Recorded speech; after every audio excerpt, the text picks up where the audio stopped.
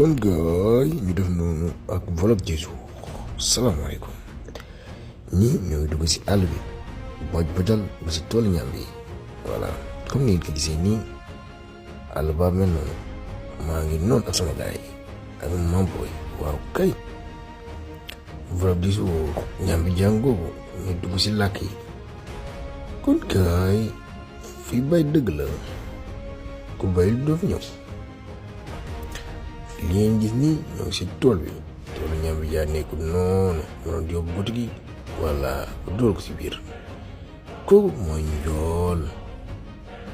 loo xamul si bàyyi boo ko laajee mu tontu la lépp la xam toolu ñam bi jaa ngoogu instant yi bojal nañ ko ba ñëw fii waaw kay waaw kooku mooy borom tool bi loo xamul laaj ko noonu la demee kon gaay yéen a ko gisandoon ni lii mooy déemu poom ma taxaw si disité déemu poom du ay caaxaan du ay foo daw si leen jënd si gaaw fay taf soo kooku mooy paa bi yéen a ko gisandoo noonu muy bojal pour defar déemu poom yi